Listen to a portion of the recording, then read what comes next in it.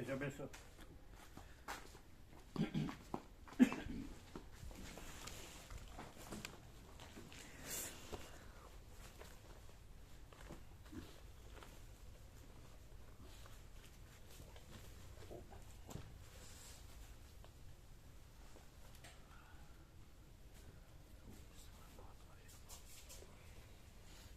बंद कर दो.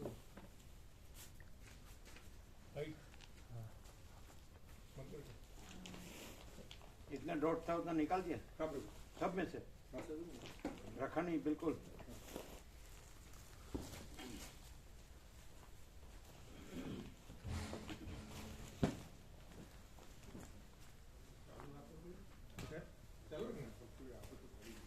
नहीं लगती है.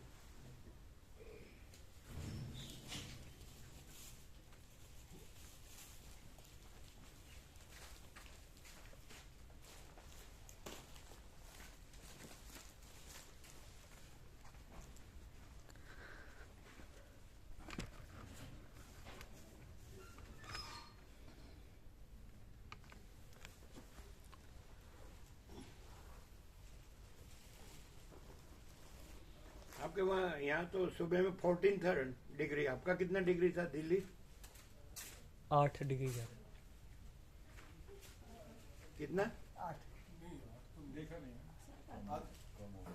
8? नहीं पता नहीं, देखा नहीं.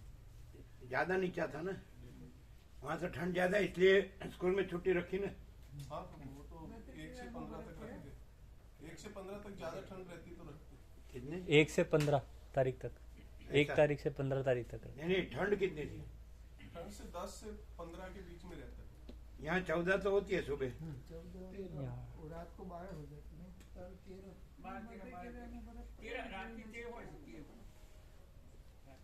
वहाँ कितनी? 10 से 14 तक के बीच में फ्लक्चुएट करती है. कहाँ से? 10 से 14 डिग्री. 10 से 14 के बीच में. हाँ तो यहाँ कम है ना?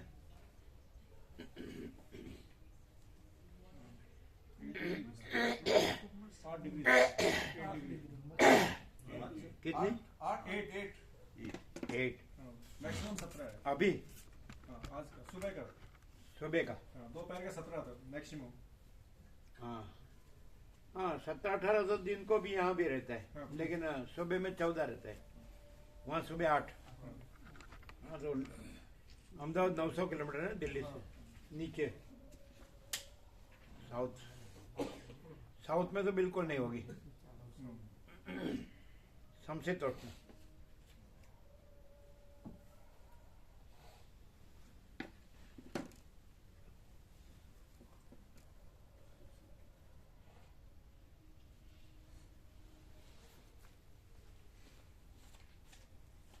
ये क्यों बंद है? मेन स्विच बंद है क्या?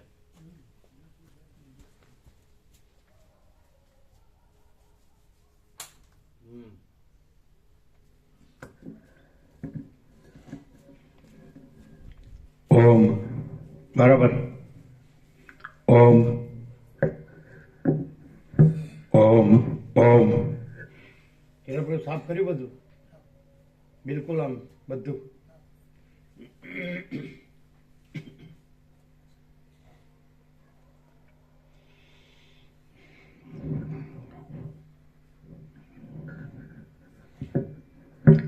ओम परम चिदाकाश परम ज्योति अखंड ज्योति महाचिदाकाश स्वयं प्रकाश संपूर्ण प्रकाश पूर्ण ब्रह्म अनंत तेजगण अनंत चिदगण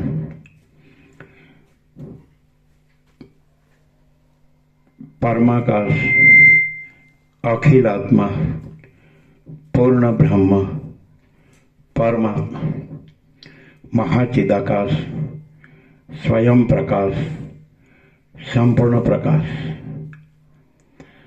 महाचिदाकाश ज्योति अनंत अखंड अभेद महाचिदाकाश ज्योति મહાતત્વ, મહાસામાન્ય, મહાચિદાકાશ, સ્વસંવેદ્ય, સહજ નિર્વિકલ્પ, મહાચિદાકાશ, પરમ કૈવલ્ય, પરમ શાંતિ, પરમ ચિદાકાશ, અનંત, પૂર્ણ, નિરપેક્ષ, સત, અનંત, સંપૂર્ણ, અપરિઘ, નિર્ભ્રાંત, નિરપેક્ષ. વસિષ્ઠરામ ઉપશમ પ્રકરણ રાઉન્ડ 41મો રાઉન્ડ.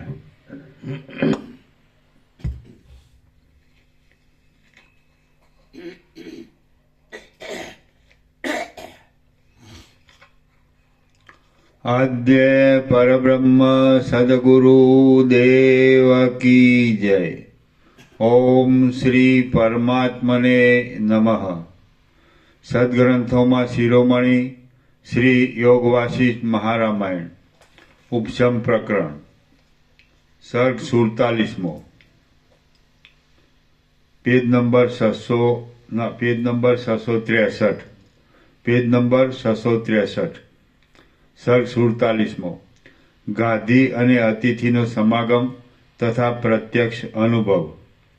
આ 47મા સર્ગમાં ગાદી કોઈ અતિથિના મુખથી કીર દેશનું રાજ્યાદિક કરવાનું પોતાની ચેષ્ટાની વાત સાંભળી તે દેશમાં જઈ સઘળું નજરે જોઈ વારંવાર પૂછીને વિસ્મય પામ્યો એ કથા કહેવામાં આવશે. પેજ નંબર 663 નીચે. સર્ગ 47મો. એ ચાલુ જ છે નહીં? હા, ચાલુ છે. 47 ચાલુ.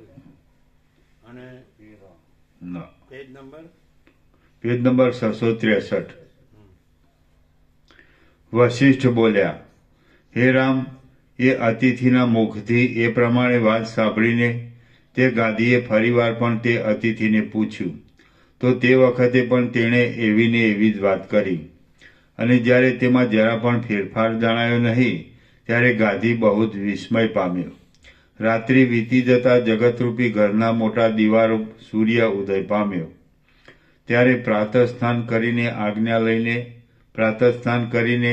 આજ્ઞા લઈને તે અતિથિ ત્યાંથી પાછા ગયા પછી પેલા ગાદી બ્રાહ્મણે અત્યંત વિસ્મય પામેલી બુદ્ધિથી આ પ્રમાણે વિચાર કર્યો કે મેં જે ભ્રાંતિમાં જોયેલું હતું તેને આ બ્રાહ્મણે મારી પાસે સાચું બનેલું કહ્યું.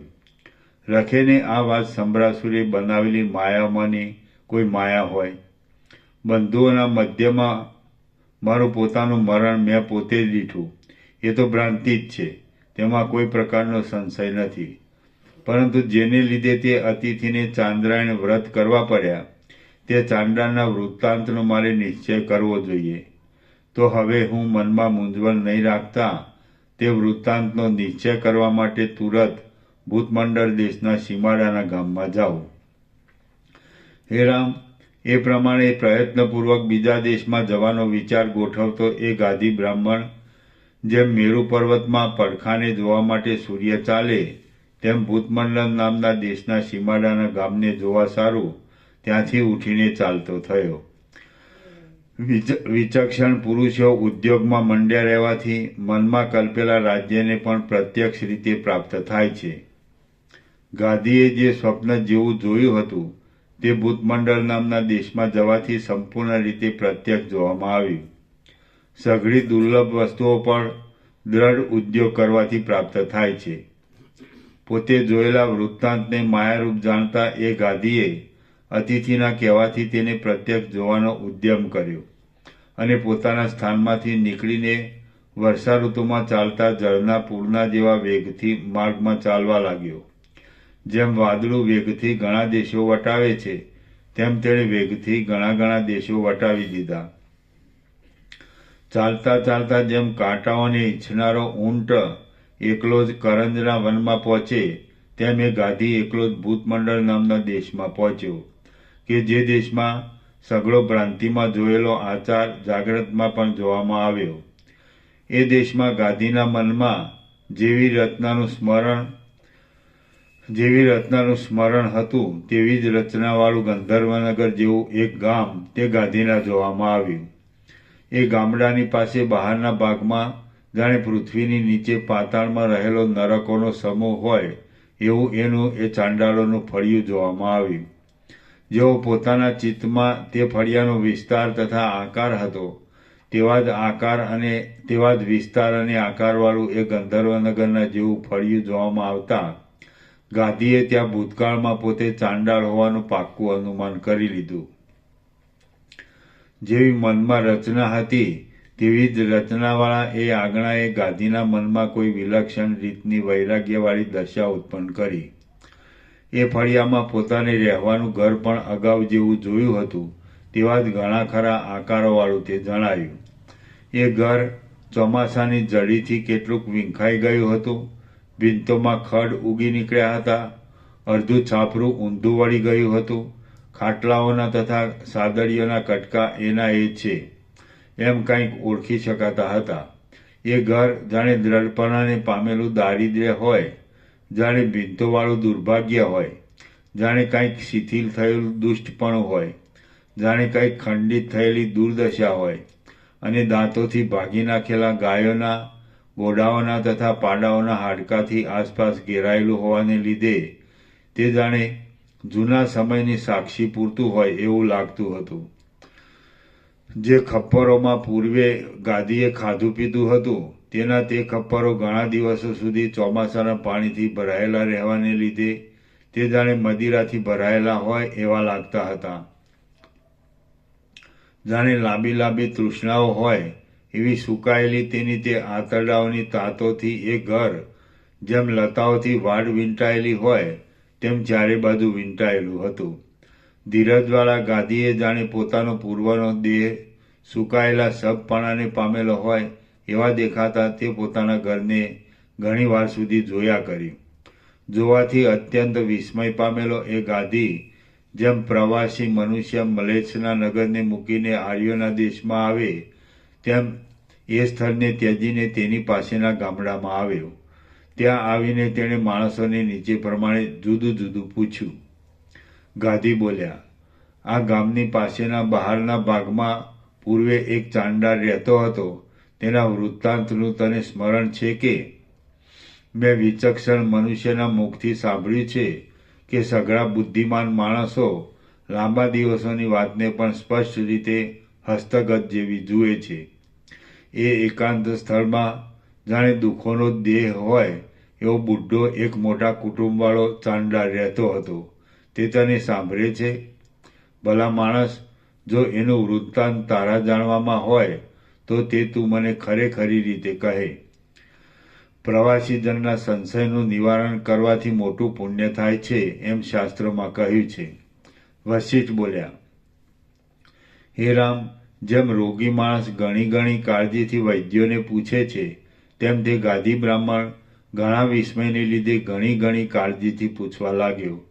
એટલે તે ગામડાના લોકોએ તેને વારંવાર નીચે પ્રમાણે કહ્યું.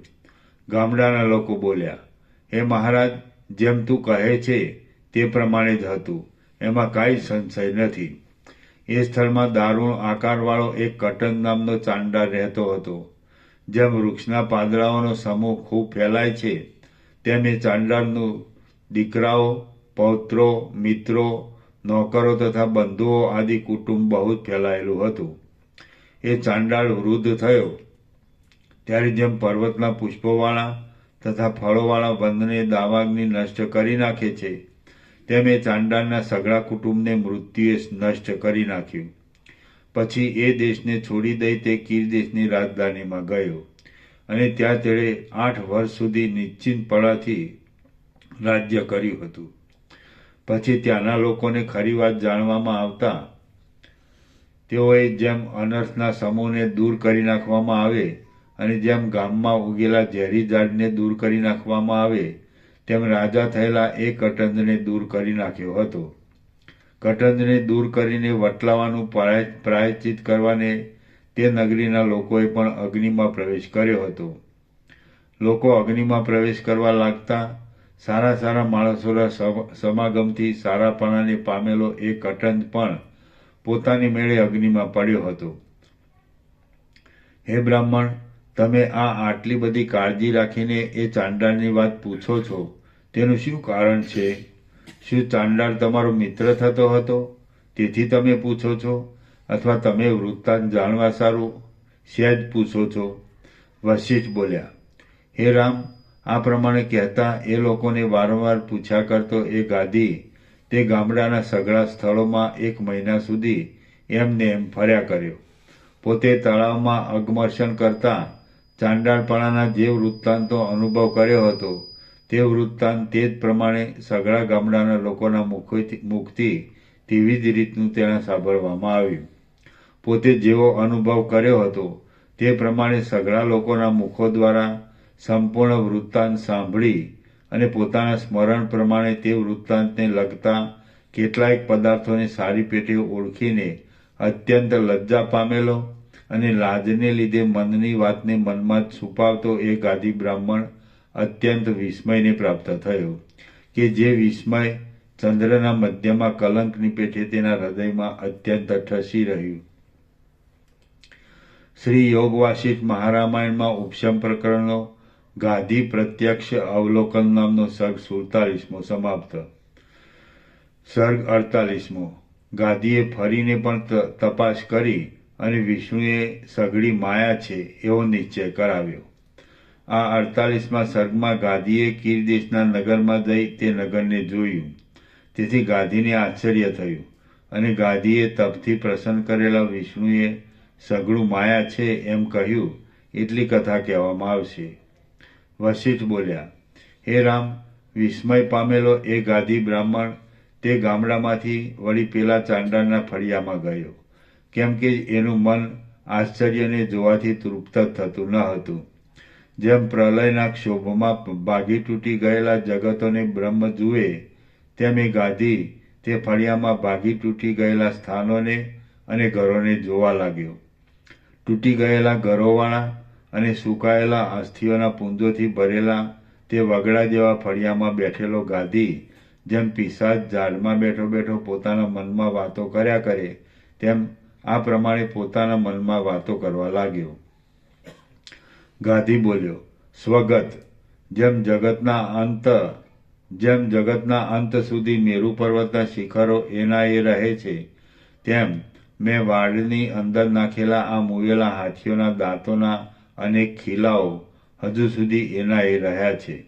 મદ્ય પીવાથી ઉન્મત્ત થયેલા મારા બંધુ ચાંડાળોની સાથે બેસીને મેં આ સ્થળમાં પાકેલા વાંસના અંકુરોના અથાણાની સાથે વાંદરીનું માંસ ખાધું હતું. હાથીના મહાવત પાસેથી ખરીદેલું અને હાથીનો મધ નાખવાથી વધારે આકરું થયેલું મધ પીને હું આ ઠેકાણે સિંહના ચામડા ઉપર ચંડાળીનું આલિંગન કરીને સૂતો હતો. ખોળથી અને માંસથી ઉછરેલી કૂતરીઓને મેં આ ઠેકાણે ભરેલા હાથીના દાંતરૂપી લાકડામાં ચામડીની દોરીઓથી બાંધેલી હતી. ગજમોતીઓ ભરી રાખવાના હાથી દાંતના 3 ડાબલા આ ઠેકાણે મેં કાળા મેઘ જેવા પાડાના જાડા ચામડાથી મઢ્યા હતા.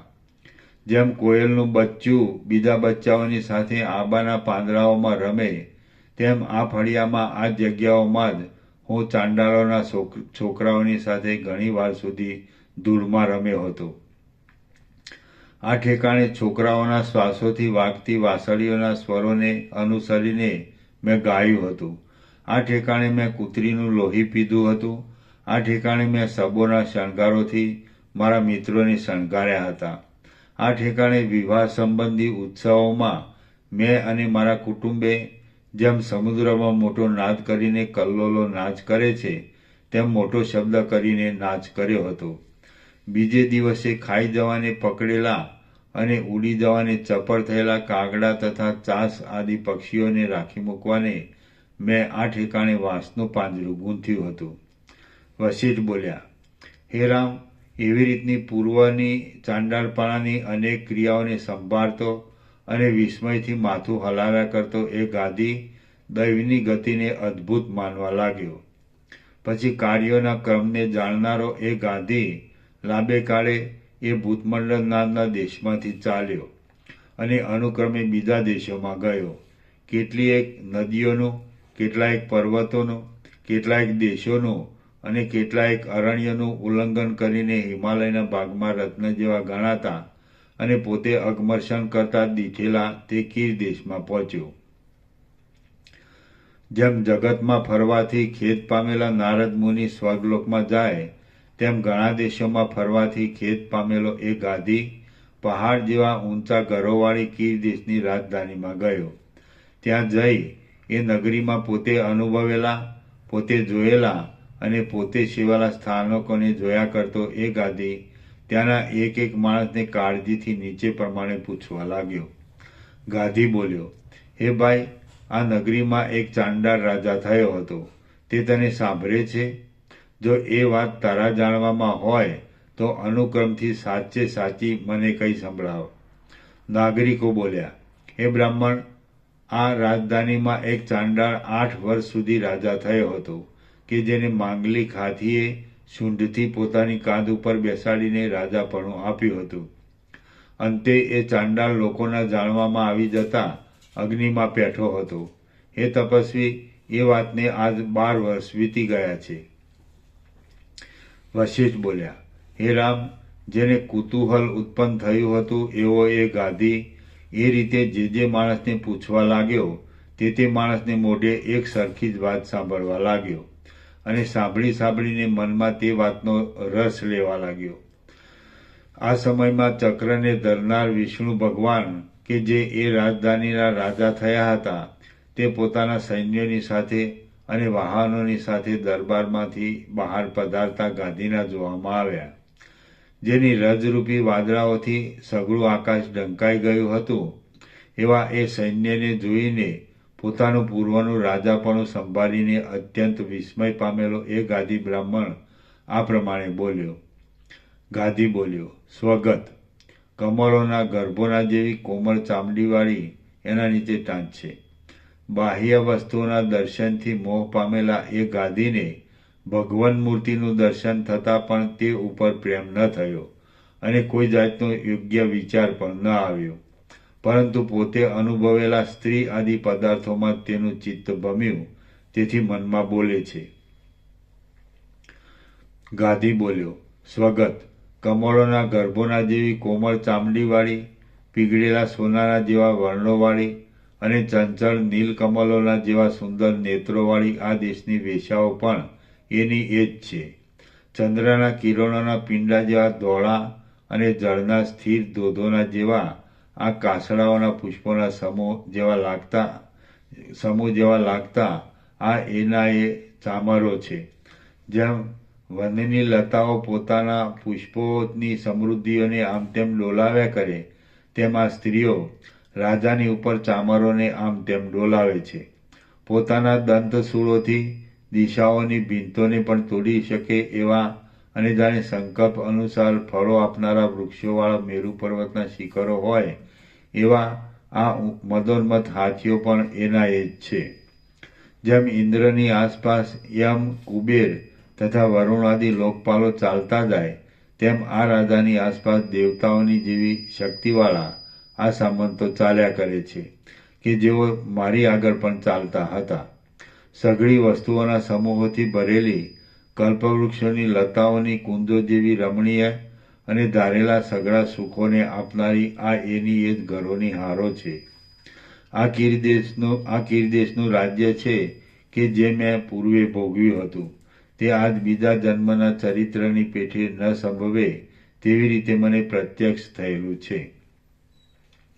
ખરી વાત છે, પૂર્વે જે મને સ્વપ્ન જેવું જોવામાં આવ્યું હતું તે આજ જાગ્રતના પદાર્થરૂપ થઈને મારી આગળ ખડું થયું છે. સમજી શકાતું નથી કે આ માયા શા કારણથી પ્રકટ થઈને આ રીતે દેખાય છે. અહો, જેમ ઝાડ પક્ષીને પરવશ કરી નાખે છે, તેમ મને આ મનના લાંબા અને વધતા જતા મોહે પરવશ કરી નાખ્યો છે. હાય, ધિક્કાર, બહુ ભૂંડું થાય છે.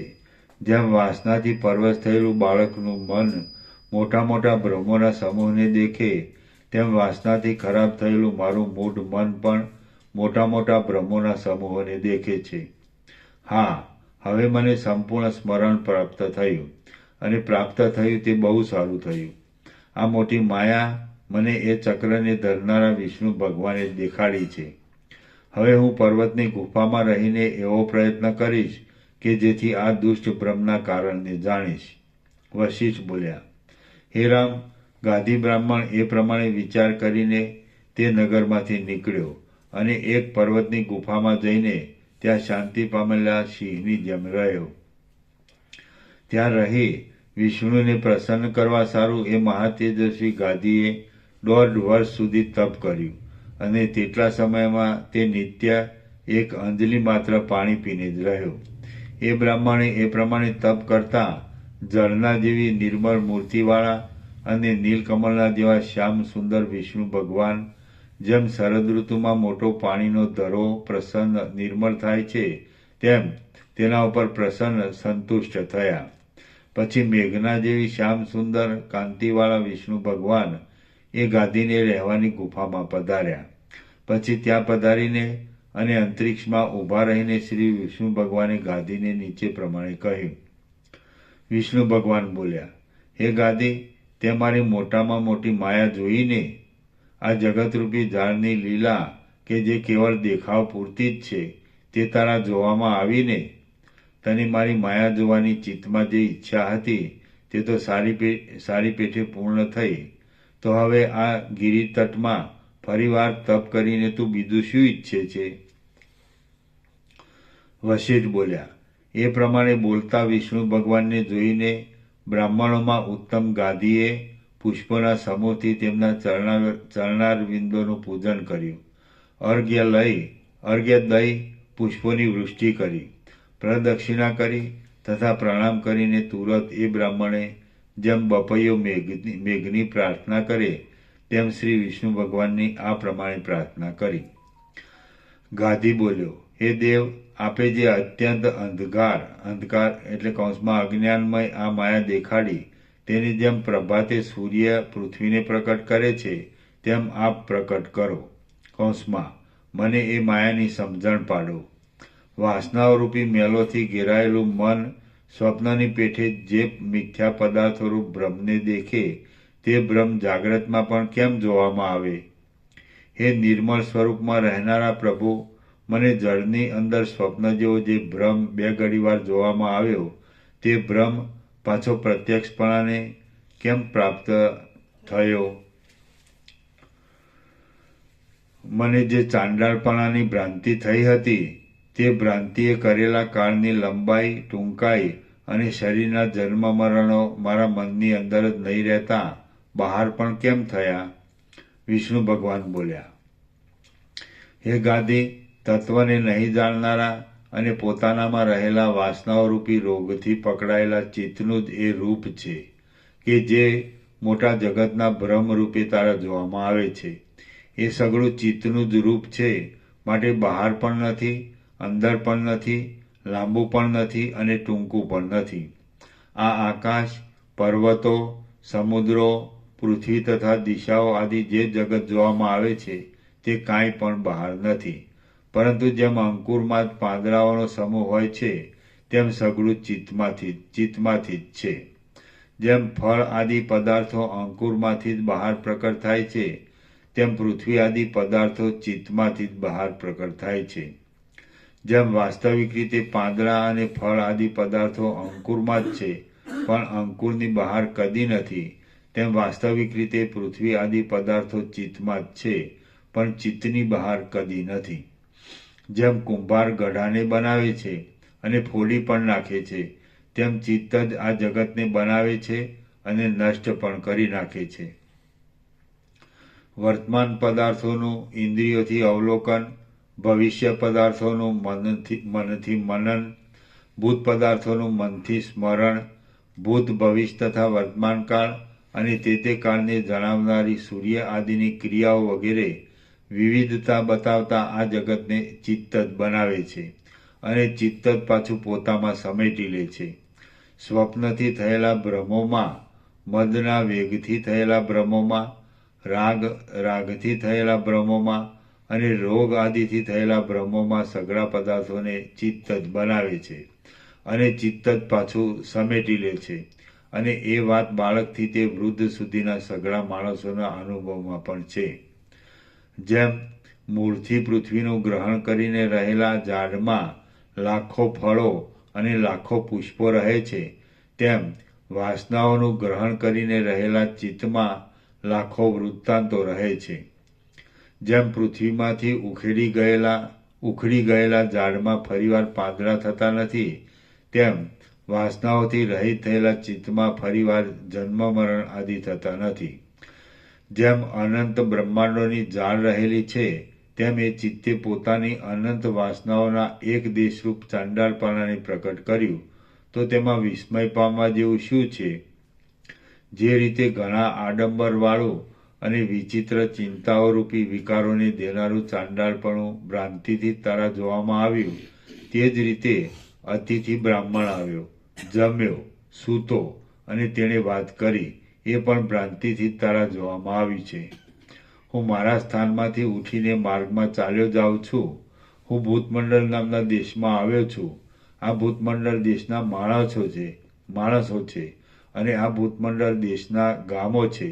એ ભ્રમ પણ તે જ રીતે તારા જોવામાં આવે છે. આ કટંગ નામના ચાંડાળનું જૂનું તૂટી ગયેલું ઘર છે અને લોકો આ કટંગનું ઘર છે એમ કહે છે.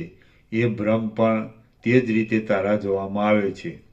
હું કીર દેશની રાજધાનીમાં આવ્યો છું અને કીર દેશના લોકોએ રાજા થયેલા ચાંડાળનું વૃત્તાંત મારી પાસે કહ્યું. એ ભ્રમ પણ તે જ રીતે ભ્રાંતિથી તારા જોવામાં આવે છે. હે બ્રાહ્મણોમાં ઉત્તમ, જેને તું સાચું ગણે છે અને જેને તું ખોટું ગણે છે, તે પણ સઘળી મોહજાળ જ તારા જોવામાં આવી છે. વાસનાઓથી ઘેરાયેલું ચિત્ત પોતાની અંદર શું ન દેખે એ કાંઈ કહી શકાતું નથી. કેમ કે 1 વર્ષે કરી શકાય એવું કામ પણ સ્વપ્નમાં ક્ષણ માત્રથી સિદ્ધ થયેલું ચિત્તના જોવામાં આવે છે. હે મહાબુદ્ધિમાન ગાદી, અતિથિ પણ ન હતો, ભૂતમંડળ નામનો દેશ પણ ન હતો, કીર નામનો દેશ પણ ન હતો અને કીર દેશની તે રાજધાની પણ ન હતી. એ સઘળું કેવળ મોહથી જ તારા જોવામાં આવી છે. તું ભૂતમંડળ દેશમાં જતા માર્ગમાં થાકી રહ્યો હતો. તેથી જેમ મૃગ વનમાં આરામ લે, તેમ ત્યાં એક પર્વતની ગુફામાં આરામ લીધો હતો અને ત્યાં શ્રમથી મૂઢપણાને લીધે આ ભૂતમંડળ દેશ છે અને આ તે ચાંડાળનું ઘર છે એમ તારા જોવામાં આવ્યું હતું. સાચું કાંઈ પણ જોવામાં આવ્યું નથી. એ સમયમાં જ કીર દેશની રાજધાની જે જોવામાં આવી અને અગમર્ષણના સમયમાં પણ જે કાંઈ જોવામાં આવ્યું, તે સઘળું માયામય જ જોવામાં આવ્યું છે. હે મુનિ, તું ઉન્મત્તની જેમ મનથી સર્વદા સઘળી દિશાઓમાં ફર્યો છે અને તે દિશાઓમાં જે કાંઈ તારા જોવામાં આવી છે, તે સઘળો મનનો જ ભ્રમ જોવામાં આવે છે. હવે તારા બ્રહ્મચર્ય આશ્રમમાં ઘટે એવા વેદાધ્યયન આદિ કર્મો કરવામાં તું તત્પર થા અને તે પોતાના કર્મો કરતા શાંત બુદ્ધિવાળો થઈને રહેજે. વર્ણાશ્રમના સંપ્રદાયથી પ્રાપ્ત થયેલા પોતાના કર્મો કર્યા વિના માણસને આ જગતમાં કલ્યાણની પ્રાપ્તિ થતી નથી. વશિષ્ઠ બોલ્યા, પછી હે રામ, ત્રૈલોક્યમાં રહેનારા એવા સર્વ તપસ્વી લોકોથી પૂજાતા શ્રી વિષ્ણુ ભગવાન ગાદી બ્રાહ્મણને એટલા વચનો કહી સેવાથી પવિત્ર હસ્તોવાળા દેવતાઓના અને મુનિઓના સમૂહથી વીંટાઈને પોતાના સ્થાનક રૂપ ક્ષીરસાગરમાં પધાર્યા. શ્રી યોગ વાસિષ્ઠ મહારામાયણમાં ઉપશમ પ્રકરણનો માયા મહત્વ કથન નામનો સર્ગ 48મો સમાપ્ત. સર્ગ 49મો. ગાદી બ્રાહ્મણ જીવન મુક્ત થયો. આખ્યાનની સમાપ્તિ. આ 49મા સર્ગમાં ગાદી બ્રાહ્મણ ભૂતમંડળ દેશમાં તથા કીર દેશમાં ફરવા ગયો. ત્યાં પણ બધું એમને એમ જોવામાં આવતા વારંવાર વિષ્ણુને પૂછી સઘળું માયામય છે એવો નિશ્ચય કરીને અનુક્રમે જીવન મુક્ત થયો એ કથા કહેવામાં આવશે. વશિષ્ઠ બોલ્યા, હે રામ, વિષ્ણુ ભગવાન પધારી ગયા પછી જેમ આકાશમાં વાદળું ફરે, તેમ ગાદી બ્રાહ્મણ પોતાના મોહનો વિચાર કરવાને માટે કૌંસમાં મેં જોયું હતું તે સાચું જોયું હતું કે વિષ્ણુના કહેવા પ્રમાણે સ્વપ્ન જેવું જોયું હતું? જો સ્વપ્ન જેવું દીઠું હશે તો હવે ફરીવાર જોતા નહીં દેખાય એવો નિશ્ચય કરવા માટે ફરીવાર અનુક્રમથી ભૂતમંડળ આદિ દેશોમાં ફરવા લાગ્યો. ફરી ફરીને જોતા ભૂતમંડળ આદિ દેશોના માણસોને મોઢેથી પોતાના ચાંડાળપણા આદિનું એ જ વૃત્તાંત સાંભળવામાં આવતા અને કેટલાયક ચિહ્નો ઉપરથી આગળની પેઠે જાણવામાં આવતા મૂંઝાયેલો તે ગાદી બ્રાહ્મણ વિષ્ણુના વચનોનું તાત્પર્ય સમજવા સારું ફરીવાર પર્વતની ગુફામાં રહીને વિષ્ણુનું આરાધન કરવા લાગ્યો. થોડો કાળ જતા જ શ્રી વિષ્ણુ ભગવાન તેની પાસે પધાર્યા. કેમ કે એકવાર આરાધન કરવાથી જ પ્રભુ મિત્ર જેવા થઈ જાય છે. જેમ મેઘ મોરને દર્શન દે તેમ અત્યંત પ્રસન્ન થયેલા વિષ્ણુએ ગાદીને દર્શન દઈને કહ્યું કે વળી તું તપ કરીને શું માગે છે? એ પ્રમાણે વિષ્ણુના વચન સાંભળીને ગાદીએ નીચે પ્રમાણે જણાવ્યું. ગાદી બોલ્યો, હે પ્રભુ, હું 6 મહિના સુધી ફરીવાર પણ ભૂતમંડળ દેશમાં અને કીર દેશમાં ફર્યો, તો તેમ કરતાં પણ લોકોની વાતોમાં કે બીજા ચિહ્નોમાં પણ મારા વૃત્તાંત સંબંધી કશો ફેરફાર જોવામાં આવ્યો નહીં. આમ છતાં પણ આપે કહ્યું હતું કે ભૂતમંડળ દેશ આદિ સઘળું ભ્રાંતિથી તારા જોવામાં આવ્યું હતું, તો એ શી રીતે મનાય? ભ્રાંતિથી જોવામાં આવેલા પદાર્થો અવશ્ય બીજા કાળે ફેરફાર પામી જાય અને મારા જોયેલા પદાર્થો તો બીજા કાળે પણ ફેરફાર પામ્યા નહીં. માટે ભ્રાંતિ થઈ હતી એ કેમ ધારી શકાય? મહાત્માઓના વચનોથી તો મોહનો નાશ જ થવો જોઈએ, પણ મોહની વૃદ્ધિ ન થવી જોઈએ. પરંતુ આપના વચનથી તો ઉલટી મારા મોહની વૃદ્ધિ થઈ છે. વિષ્ણુ ભગવાન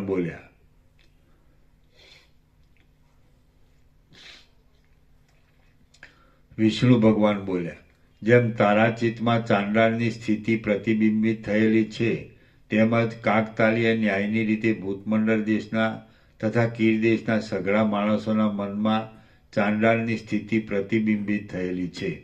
તેથી તેઓ તારા વૃત્તાંતને બરાબર રીતે કહે છે. જે મિથ્યા આભાસ થયો હોય તેનો જ્ઞાનથી બાદ થયા વિના નાશ થતો નથી.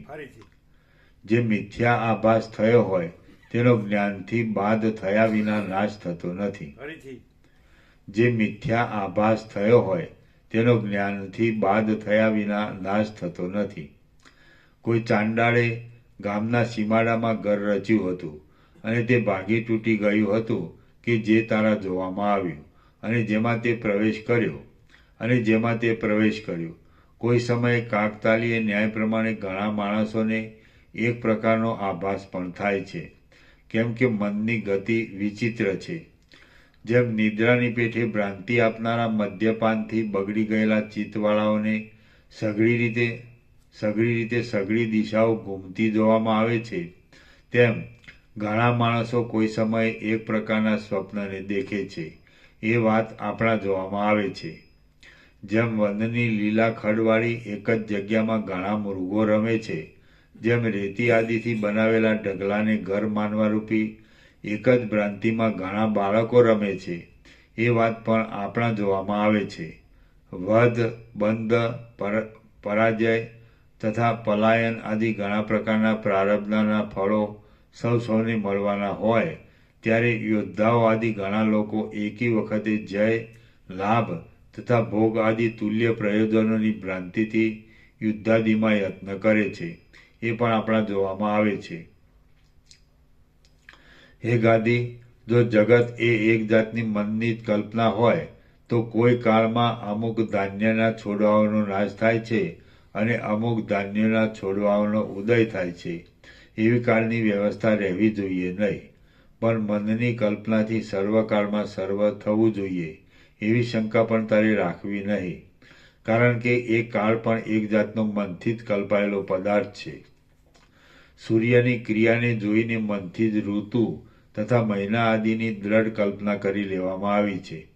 કલ્પિત કાળના અધિષ્ઠાનભૂત જે આત્મા છે તે તો સર્વદા પોતાના સ્વરૂપમાં જ રહે છે, એટલે તે કોઈનો પ્રતિબંધ પણ કરતો નથી અને કોઈનો ઉદય પણ કરતો નથી.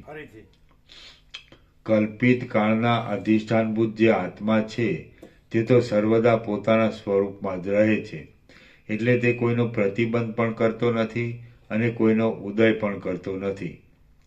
જે વાસ્તવિક અખંડ કાળ છે તે આત્મા જ છે એમ વિદ્વાનોએ નિશ્ચય કર્યો છે, અને તે આત્મા કદી કોઈનું કાંઈ લેતો પણ નથી અને મૂકતો પણ નથી. વર્ષો, કલ્પો અને યુગો ઇત્યાદિ રૂપ જે આ લૌકિક કાળ છે તે તો સૂર્યાદિ ગ્રહોની ગતિઓ ઉપરથી કલ્પાયેલો છે, અને તે ઉપરથી પદાર્થોના પ્રતિબંધો અને ઉદય કલ્પાયેલા છે. જેઓના ચિત્તોને ભ્રાંતિ થઈ હતી એવા ભૂતમંડળના દેશના તથા કીર દેશના માણસોએ સૌને સમાન એક પ્રકારનો જ પ્રતિભાસ થવાથી તારો ચાંડાળપણા આદિનો આડંબર પણ જોયો છે, અને તે આડંબરનો છેડો પણ જોયો છે. હે ગાદી, હવે તું વર્ણાશ્રમ સંબંધી પોતાના કર્મોમાં તત્પર રહીને બુદ્ધિથી આત્માનો વિચાર કરજે અને મનના મોહને ત્યજી દઈને અહીં જ રહેજે. હું જાઉં છું. વશિષ્ઠ બોલ્યા, હે રામ, મહાસમર્થ વિષ્ણુ ભગવાન એટલા વચન કહીને અંતર્ધાન થઈ ગયા, અને ગાદી બ્રાહ્મણ ઘણી ઘણી ચિંતાઓવાળી બુદ્ધિથી તે પર્વતની ગુફામાં જ રહ્યો. તે પર્વતની ગુફામાં જ કેટલાયક મહિનાઓ વીતી જતા વળી એ ગાદી બ્રાહ્મણ વિષ્ણુનું આરાધન કરવા લાગ્યો. એક દિવસે તેને પોતાના સ્વામી વિષ્ણુએ પધારીને દર્શન દેતા ગાદીએ પ્રણામ કર્યા તથા માનસિક પૂજન કરી તેમની આજ્ઞા લઈને તેમને નીચે પ્રમાણે પૂછ્યું. ગાદી બોલ્યો, હે મહારાજ, મારી ચાંડાળપણાની સ્થિતિનો તથા જન્મ મરણ આદિ ઘણા ઘણા અનર્થોવાળી આ સંસારરૂપી માયાનું સ્મરણ કર્યા કરતો હું ચિત્તમાં મૂંઝાયા કરું છું. માટે અમારા મોહની નિવૃત્તિની માટે ઉપાય કહીને આપે તુરત જતું રહેવું નહીં, પણ સઘળો મોહ ટળી જાય ત્યાં સુધી અહીં જ બિરાજવું. આપ મને કોઈ નિર્મળપણાવાળું એક કાર્ય કરવામાં જોડો. વિષ્ણુ ભગવાન બોલ્યા, હે ગાદી, આ જગત સંબરાસુરે ઉત્પન્ન કરેલી ઇન્દ્રજાળોની જેમ માયાના આડંબર રૂપ છે, અને આ જગતમાં સ્વરૂપના વિસ્મરણ અજ્ઞાનને લીધે સઘળા પ્રકારોના આશ્ચર્યોની કલ્પનાઓ થવી સંભવે છે. ભૂતમંડળ નામના દેશમાં અને કીર દેશની રાજધાનીમાં તે જે જોયું તે સઘળું અજ્ઞાનરૂપ નિમિત્તથી સંભવેત છે. નિદ્રા આદિમાં અજ્ઞાનને લીધે કદી નહીં જોયેલા પદાર્થોનો જે ભ્રમ થાય છે તે સર્વ લોકોના અનુભવમાં છે. જેમ તે પોતે ખોટો ચાંડાળપણા આદિનો ભ્રમ સાચા જેવો જોયો, તેમ ભૂતમંડળના અને કીર દેશના લોકોએ પણ એ જ કાળમાં તે ભ્રમ સાચા જેવો જોયો. આમ સંકલ્પોની સમાનતા થવાને લીધે કાળ આદિની સમાનતા થવી પણ સંભવે છે. હવે હું મનથી થયેલા વિકારનું નિવારણ કરનારી ખરી વાત કહું છું, તે તું સાંભળ. જેમ માક્ષર મહિનાના પ્રભાવથી લતા ક્ષીણ થઈ જાય છે, તેમ આ વાતના પ્રભાવથી તારી ચિંતા ક્ષીણ થઈ જશે. ભૂતમંડળ દેશમાં પૂર્વે એક કટજ નામનો ચાંડાળ હતો. તે તારા જોવામાં આવેલા જેવા સઘળા આકારવાળો હતો.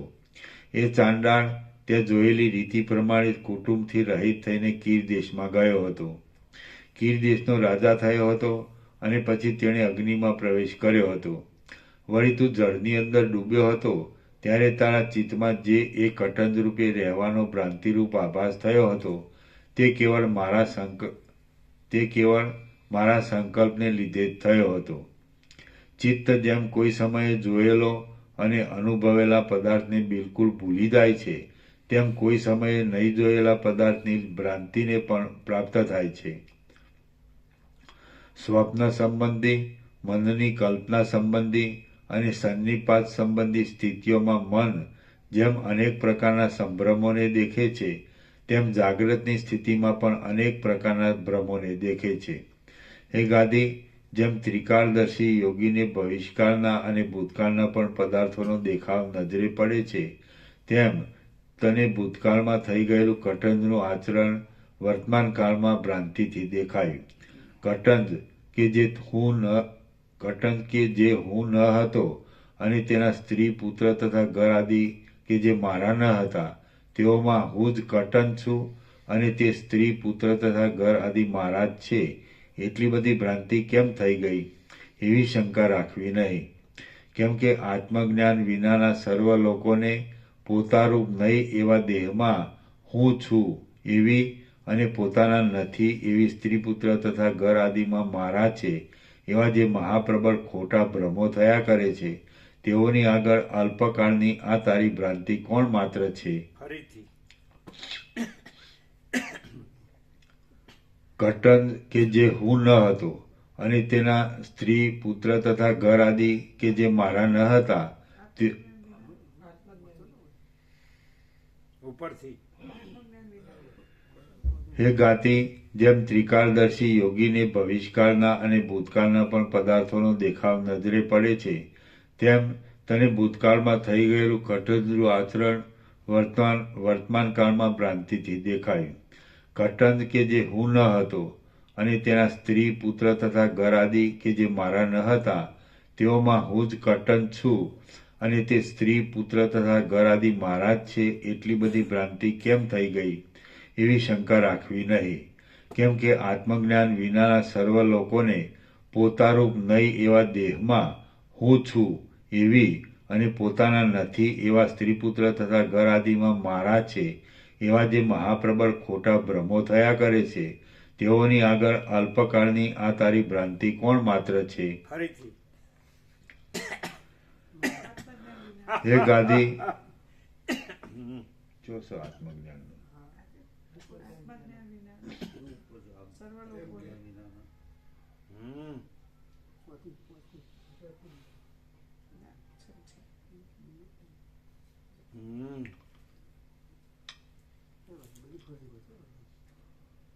એવી શંકા રાખવી નહીં, કેમ કે આત્મજ્ઞાન હે ગાદી, જેમ ત્રિકાળદર્શી યોગીને ભવિષ્યકાળના અને ભૂતકાળના પણ પદાર્થોનો દેખાવ નજરે પડે છે, તેમ તેને ભૂતકાળમાં થઈ ગયેલું કટંજનું આચરણ વર્તમાન કાળમાં ભ્રાંતિથી દેખાયું.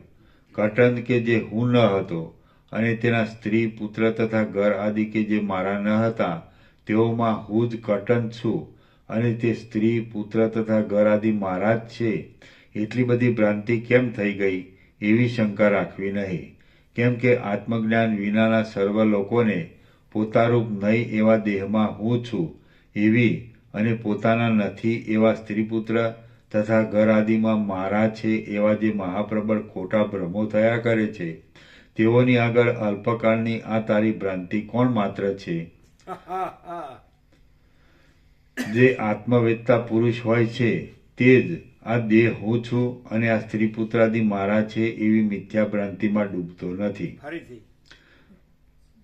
જે આત્મવેત્તા પુરુષ હોય છે તે જ આ દેહ હું છું અને આ સ્ત્રી પુત્રાદિ મારા છે એવી મિથ્યા ભ્રાંતિમાં ડૂબતો નથી. ફરીથી જે આત્મવેત્તા પુરુષ હોય છે તે જ આ દેહ હું છું અને આ સ્ત્રી પુત્રાદિ મારા છે એવી મિથ્યા ભ્રાંતિમાં ડૂબતો નથી. બાકી સઘળા પ્રાણીઓ આ દેહ હું છું અને આ સ્ત્રી પુત્રાદિ મારા છે એવી ભ્રાંતિમાં ડૂબી ગયા છે. ફરીથી અને બાકી સઘળા પ્રાણીઓ આ દેહ હું છું અને આ સ્ત્રી પુત્રાદિ મારા છે એવી ભ્રાંતિમાં ડૂબી ગયા છે. જોકે તત્વજ્ઞાનમાં ચડતા વિદ્વાનને પણ સર્વ જગત હું છું એવો અહંકાર રહે છે, તો પણ એવા અહંકારથી તેની ખરાબી થતી નથી, કારણ કે એ વિદ્વાન પદાર્થોના ભિન્ન ભિન્નપણારૂપ અનર્થની ભાવનાને સ્વીકારતો નથી. જોકે એ વિદ્વાન પણ એક જાતના અહંકારવાળો છે, તો પણ પદાર્થોના વિભાગો રૂપે દુષ્ટ ભાવનાને સ્વીકારતો નથી. તેથી જેમ તુંબડું પાણીમાં ડૂબતું નથી, તેમ સુખ દુઃખોના વિલાસોવાળા ભ્રમોના પ્રકારોમાં ડૂબી જતો નથી. હે ગાદી, તું તો હજુ સુધી વાસનાઓની જાળથી ઘેરાયેલા ચિત્તવાળો છે અને યોગ્ય સમજણ વિનાનો છે. તેથી જેમ કાંઈક અવશેષ રહેલા મોટા રોગવાળો પુરુષ સ્વસ્થ થયેલો ન કહેવાય, તેમ તું સ્વરૂપમાં સ્થિર થયો છે એમ કહી શકાય નહીં. તને હજુ સુધી પૂર્ણ જ્ઞાન થયું નથી. તેથી જેમ અધૂરું ઘર રચનારો પુરુષ વરસાદના દુઃખનું નિવારણ કરી શકતો નથી, તેમ તું તારા મનના ભ્રમનું નિવારણ કરી શકતો નથી.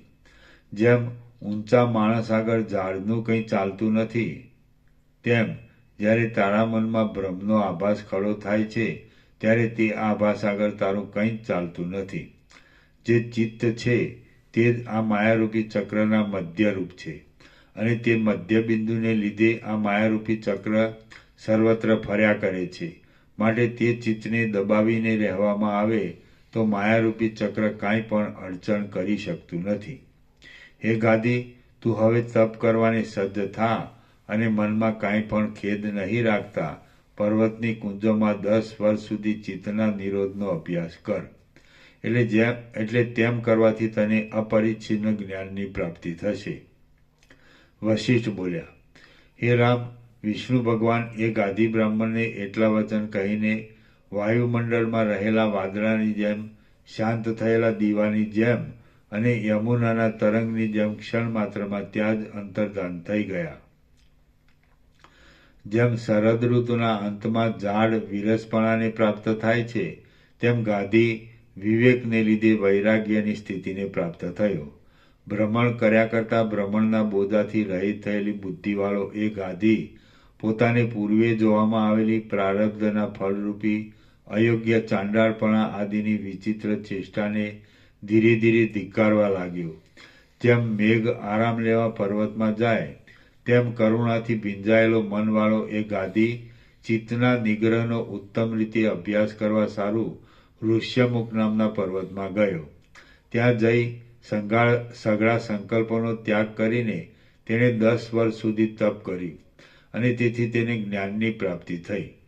આમ જ્ઞાનની પ્રાપ્તિ થવાને લીધે પોતાની બ્રહ્મરૂપ સત્તાને પામી ભયથી તથા શોકથી રહિત થયેલો, નિરંતર ઉદય પામેલા જીવનમુક્ત સ્વરૂપવાળો, ભોગોના વિસ્તારોની સ્થિતિઓમાં આસક્તિ વિનાનો અને સ્વરૂપાનંદથી પૂર્ણ થયેલા ચિત્તવાળો એ ગાદી જેમ 16 કળાઓથી સંપૂર્ણ ચંદ્ર આકાશમાં વિશ્રાંતિ પામે છે, તેમ પોતાની પરબ્રહ્મ સત્તામાં વિશ્રાંતિ પામ્યો.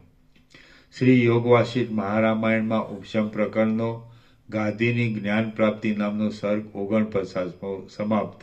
પૂનમ કાલે હતી કે આજે? પૂનમ તો વહેલી જઈ. એટલે પરમ દિવસે ને.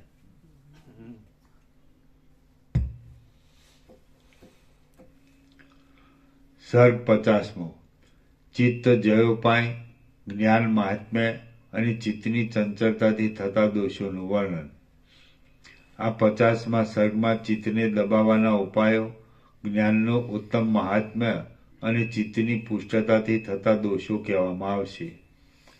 વશિષ્ઠ બોલ્યા, હે રઘુનંદન, આ રીતે પરમાત્મા રહેલી આ માયા અત્યંત વિસ્તીર્ણ છે, માર જાણી શકાય એવી છે અને મહામોહમયી છે. ચાર ઘડીવાર થયેલા સ્વપ્ન જેવા ભ્રમથી જોવાપણું ક્યાં અને અનેક વર્ષો સુધી ચાંડાળપણાથી ભોગવાયેલા રાજ્યનો ભ્રમ ક્યાં? ભ્રમથી દેખાવું તે ક્યાં અને પ્રત્યક્ષ દેખાવું તે ક્યાં?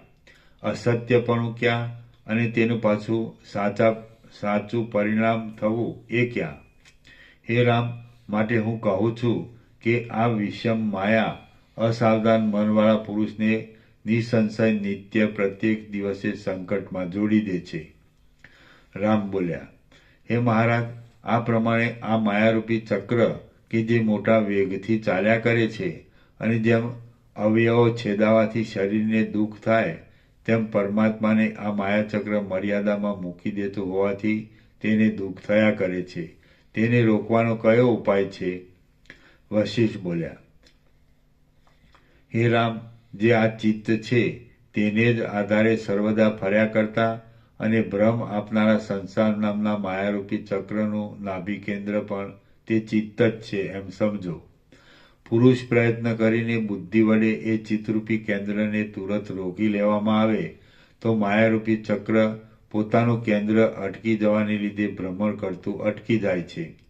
જેમ દોરાથી વીંટાયેલા કેન્દ્રવાળું ચક્ર તર્જની આંગળીથી દોરો પકડવાથી કેન્દ્ર રોકાઈ જતા ભ્રમણ કરતું નથી, તેમ ચિત્તરૂપી કેન્દ્રવાળું આ સંસારરૂપી ચક્ર ચિત્ત રોકાઈ જતા ભ્રમણ કરતું નથી.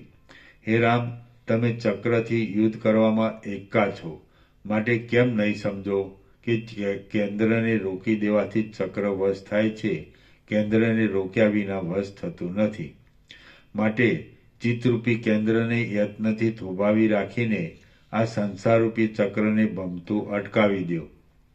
સંસારરૂપી ચક્ર જ ભ્રમણ કરીને આત્માને તે યોનિઓમાં નાખી દે છે. આ ચિત્તનો નિરોધ કરવારૂપી યુક્તિ નહીં કરવાથી આત્માને અનંત દુઃખની પ્રાપ્તિ થાય છે. અને આ યુક્તિ કરવામાં આવે તો સઘળું દુઃખ ક્ષણ માત્રમાં નષ્ટ થઈ જાય છે એમ નિસંશય સમજો. કેવળ ચિત્તને દબાવવારૂપ મહાન ઔષધ વિના બીજો ગમે એવો પ્રયત્ન કરવામાં આવે તો પણ સંસારરૂપી મહારોગ શાંત થાય એમ નથી. હે રામ, માટે તીર્થ, દાન તથા તપ ઇત્યાદિ ક્રિયાઓને છોડી દઈને પરમ કલ્યાણની પ્રાપ્તિને અર્થે ચિત્તને જ વશ કરો. જેમ ઘડાનું આકાશ ઘડાની અંદર જ રહે છે તેમ સંસાર ચિત્તની અંદર જ રહે છે. જેમ ઘડાનો નાશ થઈ જાય તો ઘડાનું આકાશ રહેતું નથી, તેમ ચિત્તનો નાશ થઈ જાય તો સંસાર રહેતો નથી. ચિત્તરૂપી ઘડાની અંદર જ રહેલું અનેક જન્મ મરણોથી ભરેલું અને અનાદિ આ સંસારરૂપી જે આકાશ છે તેનો ચિત્તના નાશથી નાશ કરી નાખીને તમારા સ્વરૂપભૂત અતુલ બ્રહ્મરૂપી આકાશમાં પ્રવેશ કરો. ચિત્ત જો ભૂતકાળના તથા ભવિષ્ય બ્રહ્મરૂપી ને બ્રહ્મરૂપી. હા, બ્રહ્મરૂપી. બ્રહ્મ ચિદાકાશ. બ્રહ્મ ચિદાકાશ.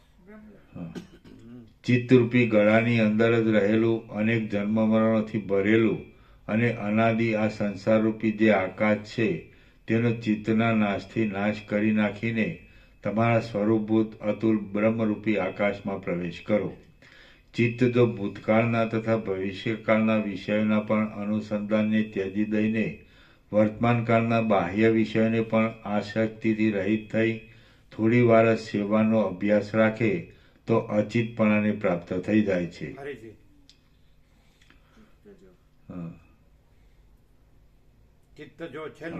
ચિત્ત જો ભૂતકાળના તથા ભવિષ્યકાળના વિષયોના પણ અનુસંધાનને ત્યજી દઈને વર્તમાનકાળના બાહ્ય વિષયોને પણ આસક્તિથી રહિત થઈ થોડી વાર જ સેવાનો અભ્યાસ રાખે તો અચિતપણાને પ્રાપ્ત થઈ જાય છે. જો તમે ક્ષણે ક્ષણિક સંકલ્પનું અને સંકલ્પના અંશોનું અનુસંધાન ત્યજી દેતા જશો તો પરમ પવિત્ર બ્રહ્મપણું તમને મળી ચૂક્યું છે, એમાં સંશય નથી.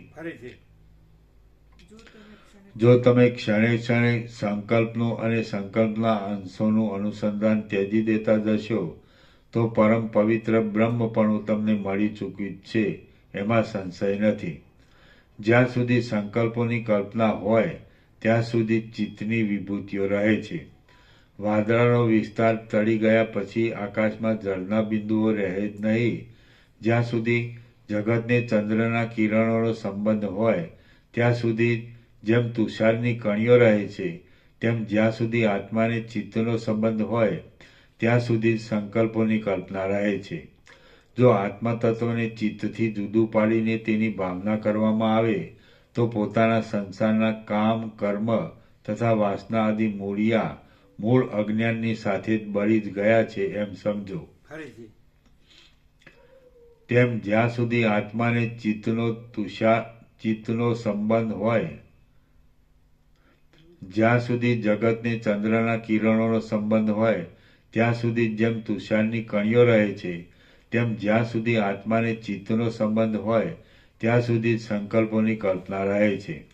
જો આત્મતત્વને ચિત્તથી જુદું પાડીને તેની ભાવના કરવામાં આવે તો પોતાના સંસારના કામ, કર્મ તથા વાસના આદિ મૂળ અજ્ઞાનની સાથે બળી જ ગયા છે એમ સમજો. ચિત્તના સંબંધથી રહિત થયેલું જે આત્મતત્વ છે તે જ પ્રત્યક્ષ ચેતન કહેવાય છે. એ પ્રત્યક્ષ ચેતન ચિત્તથી રહિત જ રહેનાર છે. માટે તેમાં કલ્પનારૂપી મેલ ઉત્પન્ન થવાનો ભય જ નથી. જે સ્થિતિમાં આ અભાગ્યું મન રહે નહીં તે જ સ્થિતિ સાચી છે, તે જ સ્થિતિ પરમાનંદ છે, તે સ્થિતિ પરમાત્માની સ્વભાવભૂત અવસ્થા છે.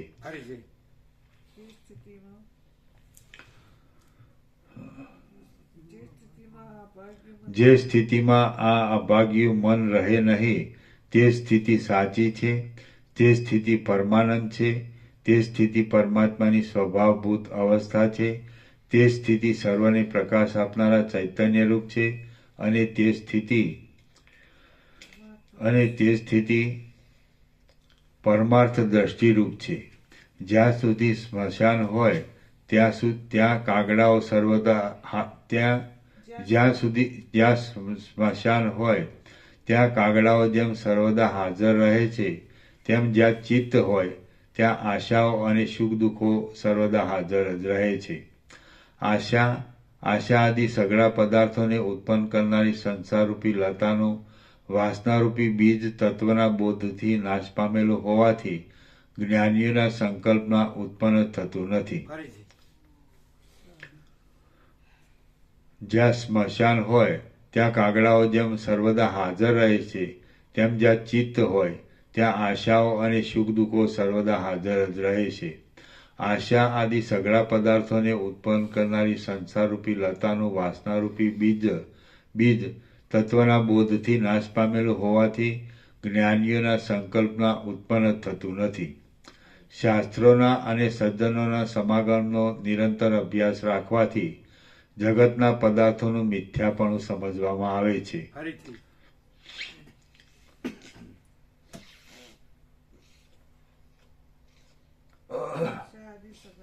તમે બેસજો ને એટલી ઉતાર કર્યા વગર શાંતિથી વાંચવા દો.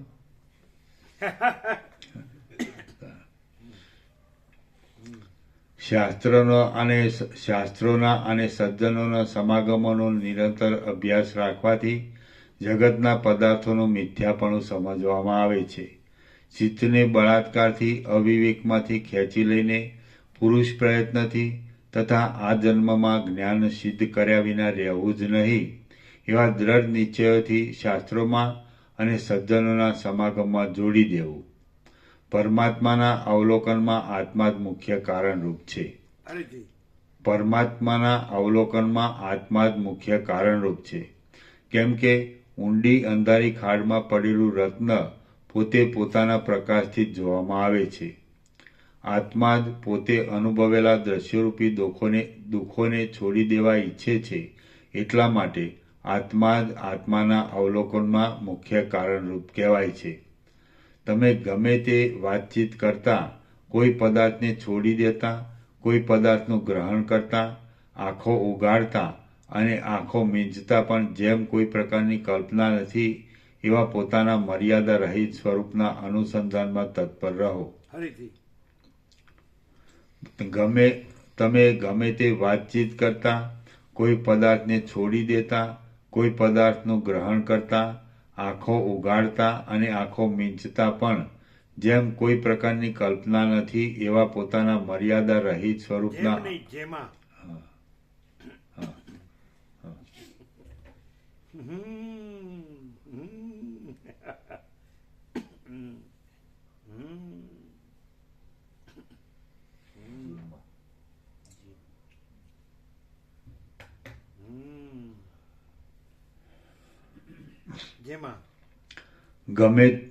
તમે ગમે તે વાતચીત કરતા, કોઈ પદાર્થને છોડી દેતા, કોઈ પદાર્થનું ગ્રહણ કરતા, આંખો ઉઘાડતા અને આંખો મીંચતા પણ જેમાં કોઈ પ્રકારની કલ્પના નથી એવા પોતાના મર્યાદા રહિત સ્વરૂપના અનુસંધાનમાં તત્પર રહો.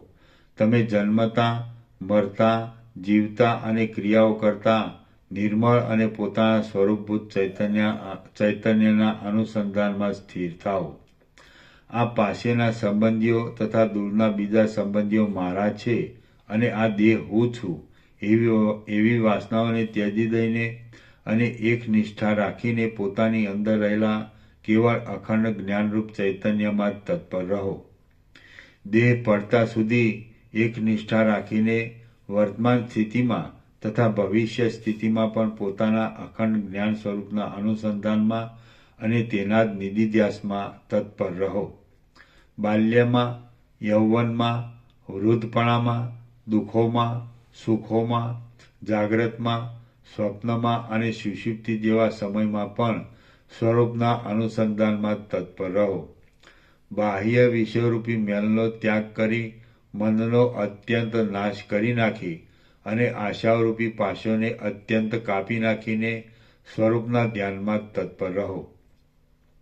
બાહ્ય વિષયરૂપી મેલનો ત્યાગ કરી મનનો અત્યંત નાશ કરી નાખી અને આશાઓરૂપી પાશોને અત્યંત કાપી નાખીને સ્વરૂપના ધ્યાનમાં તત્પર રહો.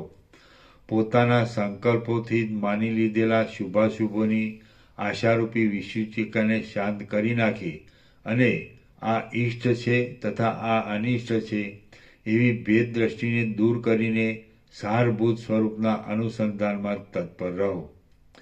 બુદ્ધિ બહારના વિષયો તથા ઇન્દ્રિયો આદિ પદાર્થો કે જેઓ કદી પણ તમારા સ્વરૂપનો સ્પર્શ કરી શકતા નથી તેઓનો કાંઈ પણ આગ્રહ નહીં રાખતા દ્વૈતથી અને સંકલ્પોથી રહિત થઈને પોતાના ચૈતન્ય માત્રમાં તત્પર રહો. ફરીથી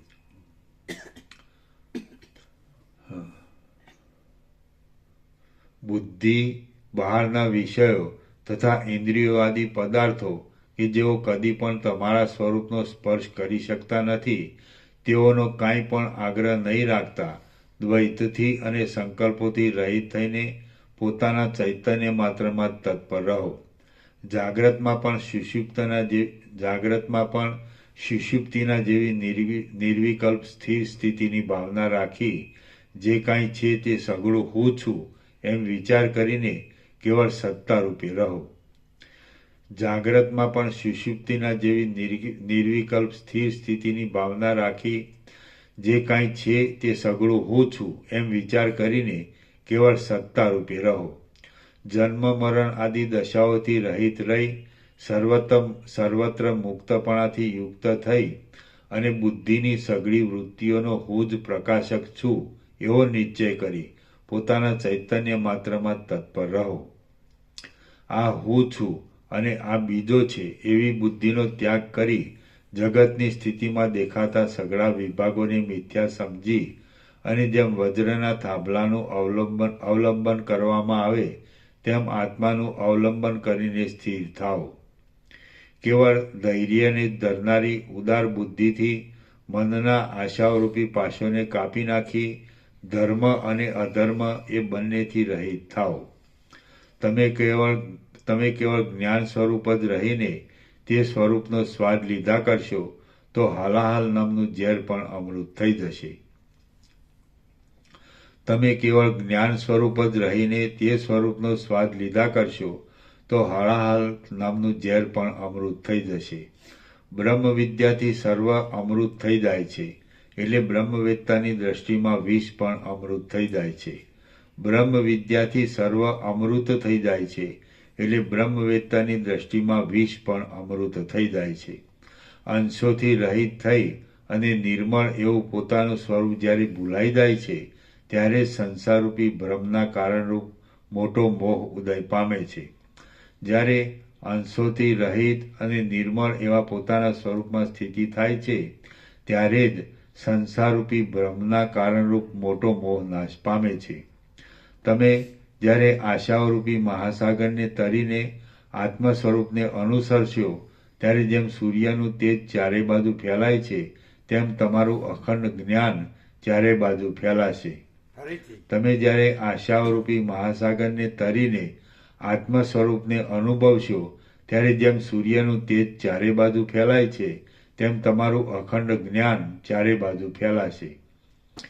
હે રામ, સ્વરૂપનું અવલોકન કરતા અને અદ્વૈત આનંદમાં રહેલા પુરુષને આત્માનંદના સ્વાદમાં વિઘ્નરૂપ હોવાને લીધે દેવલોકનું અમૃત પણ ઝેર જેવું લાગે છે.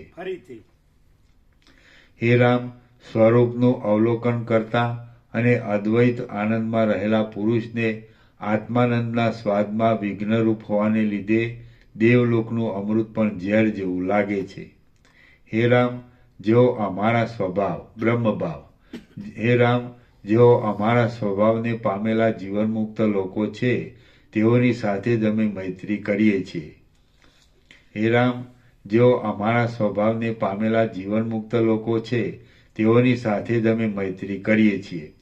દેહાદીમાં અહંભાવ રાખનારા જે બાકીના લોકો છે તેઓ તો પુરુષ એ નામને ખોટી રીતે ધરાવનારા લાંબા હાથવાળા ગધેડાઓ જ છે. ફરીથી હે રામ, જેઓ અમારા સ્વભાવને પામેલા જીવનમુક્ત લોકો છે તેઓની સાથે જ અમે મૈત્રી કરીએ છીએ. દેહાદીમાં અહંભાવ રાખનારા જે બાકીના લોકો છે તેઓ તો પુરુષ એ નામને ખોટી રીતે ધરાવનારા લાંબા હાથવાળા ગધેડાઓ જ છે. મોટા ઉત્કર્ષને પામેલા અને પોતાના અખંડ સ્વરૂપના જ્ઞાનને લીધે સર્વથી ઉન્નત થયેલા તત્વવેત્તાની આગળ જ્ઞાનની પ્રાપ્તિને અર્થે તે મહાત્માઓની પાસે જતા યોગીઓ પણ જાણે સર્વથી ઊંચા મેરુ પર્વતની આગળ એક પર્વતમાંથી બીજા પર્વતમાં જતા હાથીઓ હોય એવા લાગે છે. ફરીથી મોટા ઉત્કર્ષને પામેલા અને પોતાના અખંડ સ્વરૂપના જ્ઞાનને લીધે સર્વથી ઉન્નત થયેલા તત્વવેત્તાની આગળ જ્ઞાનની પ્રાપ્તિને અર્થે તે મહાત્માઓની પાસે જતા યોગીઓ પણ જાણે સર્વથી ઊંચા મેરુ પર્વતની આગળ એક પર્વતમાંથી બીજા પર્વતમાં જતા હાથીઓ હોય એવા લાગે છે, જેના પારને કોઈએ જોયો પણ નથી તથા કોઈ જોઈ શકશે પણ નહીં એવા અને પોતાના સ્વરૂપના જ્ઞાનરૂપ દિવ્ય ચક્ષુવાળા તત્વવેત્તાને સૂર્ય આદિ બીજા સઘળા તેજો નક્કામાં જ લાગે છે. ફરીથી જેના પારને કોઈએ જોયો પણ નથી અને કોઈ જોઈ શકશે પણ નહીં એવા અને પોતાના સ્વરૂપના જ્ઞાનરૂપ દિવ્ય ચક્ષુવાળા તત્વવેત્તાને સૂર્ય આદિ બીજા સઘળા તેજો નક્કામાં જ લાગે છે. ફરીથી જેના પારને કોઈએ જોયો પણ નથી તથા કોઈ જોઈ શકશે પણ નહીં એવા અને પોતાના સ્વરૂપના જ્ઞાનરૂપ દિવ્ય ચક્ષુવાળા તત્વવેત્તાને સૂર્ય આદિ બીજા સઘળા તેજો નક્કામાં જ લાગે છે. પોતાના સ્વરૂપના જ્ઞાનરૂપ દિવ્ય ચક્ષુવાળા તત્વવેત્તાને પોતાના સ્વરૂપના જ્ઞાનરૂપ દિવ્ય ચક્ષુવાળા તત્વવેત્તાને સૂર્ય આદિ બીજા સઘળા તેજો નક્કામાં જ લાગે છે. બ્રહ્મ વિદ્યાથી સ્વરૂપના પ્રકાશને પ્રાપ્ત થયેલા તત્વવેત્તાને સૂર્ય આદિ મોટા મોટા પ્રકાશો પણ મધ્યાહન કાળના દીવાઓની પેઠે નિસ્તેજ અને તુચ્છ જ લાગે છે. બ્રહ્મ વિદ્યાથી સ્વરૂપના પ્રકાશને પ્રાપ્ત થયેલા તત્વવેત્તાને સૂર્ય આદિ મોટા મોટા પ્રકાશો પણ મધ્યાહન કાળના દીવાઓની પેઠે નિસ્તેજ અને તુચ્છ જ લાગે છે. સઘળા તેજસ્વી પુરુષોમાં, સિદ્ધિઓવાળા પુરુષોમાં, બળવાન પુરુષોમાં, મોટા પુરુષોમાં અને ઉન્નતિવાળા પુરુષોમાં પણ તત્વવેત્તા અત્યંત ઉત્તમ છે. સઘળા તેજસ્વી પુરુષોમાં, સિદ્ધિઓવાળા પુરુષોમાં, બળવાન પુરુષોમાં, મોટા પુરુષોમાં અને ઉન્નતિવાળા પુરુષોમાં પણ તત્વવેત્તા અત્યંત ઉત્તમ છે. બ્રહ્મને જાણનારા ઉત્તમ પુરુષો જગતમાં જેમના પ્રકાશથી સૂર્ય, અગ્નિ, મણિઓ તથા તારાઓ પ્રકાશે છે તેમના ઈશ્વરના જેવા શોભે છે.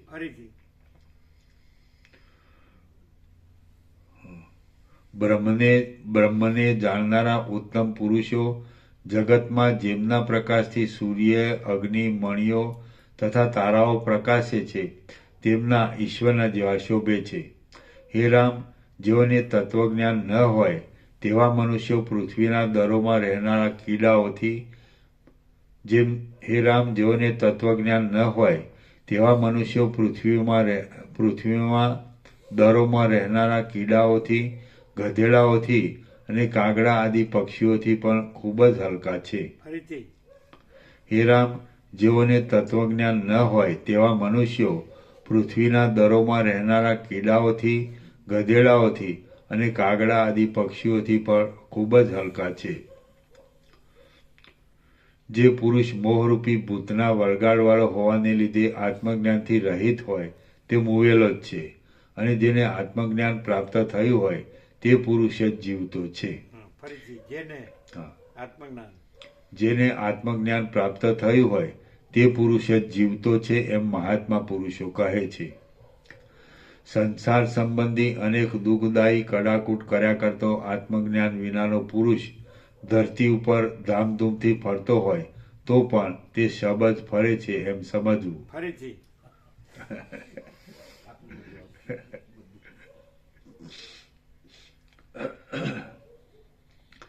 સંસાર સંબંધી અનેક દુઃખદાયી કડાકૂટ કર્યા કરતો આત્મજ્ઞાન વિનાનો પુરુષ ધરતી ઉપર ધામધૂમથી ફરતો હોય તો પણ તે સબજ ફરે છે એમ સમજવું.